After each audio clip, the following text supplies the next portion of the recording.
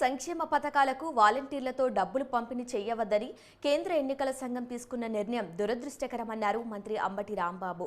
ఎన్నికల సంఘం తీసుకున్న ఈ నిర్ణయం పునరాలోచించుకోవాలని అంబటి విజ్ఞప్తి చేశారు.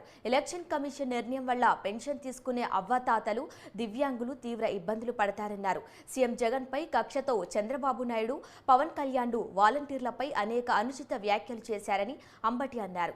చంద్రబాబు నిమ్మగడ్డ రమేష్ ద్వారా ఎలక్షన్ కమిషన్ కి ఫిర్యాదు చేయించాడని ఆరోపించారు.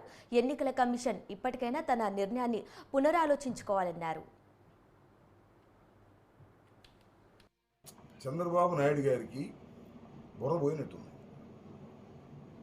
నిజంగా వీ హ్యావ్ టు అప్రిషియేట్ ఒక ట్రక్ డ్రైవర్, విద్యావంతుడైన ట్రక్ డ్రైవర్కి జగన్మోహన్ రెడ్డి గారు ఈ రోజుల్లో పెత్తందారులు, పెద్ద పెద్ద బడా వ్యాపారస్తులు, కార్పొరేట్ సంస్థ నుంచి వచ్చినటువంటి వ్యాపారస్తులు, అమెరికా నుంచి దిగినటువంటి పెద్ద పెద్ద కోటీశ్వర్లకు సీట్లు ఇస్తున్నటువంటి తరుణంలో చూసారుగా గుంటూరులో ఎవరికి సీట్ ఇచ్చారో పార్లమెంటు, ఎన్ని వేల కోట్లు ఖర్చు పెట్టాలని చెప్పుకుంటున్నారో విన్నారుగా.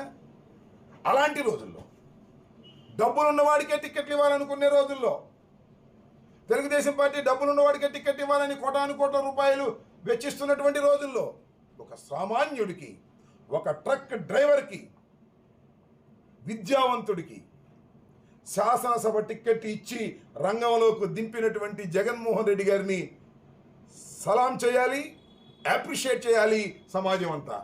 కానీ చంద్రబాబు నాయుడు గారి కడుపుమంట ట్రక్ డ్రైవర్కి ఇచ్చాడు, చులకనగా మాట్లాడుతున్నాడు.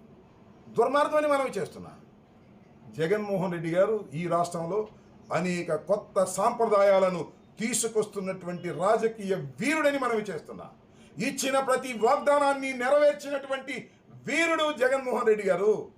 ఇచ్చిన ప్రతి వాగ్దానాన్ని తొంగలో తొక్కిన మోసగాడు చంద్రబాబు నాయుడు. ఇది గమనించాలి ప్రజలు. ఎన్నికల సమయంలో మళ్ళా జగన్మోహన్ రెడ్డి గారిని 175కి 175 అని జగన్మోహన్ రెడ్డి గారు 2 సంవత్సరాల క్రితమే చెప్పాడు. చూడండి మీరు ఎన్నికల్లో 175కి 175 ఎందుకు అన్నాడో అది నిరూపించబోతున్నారు రాష్ట్ర ప్రజలు అనేది కూడా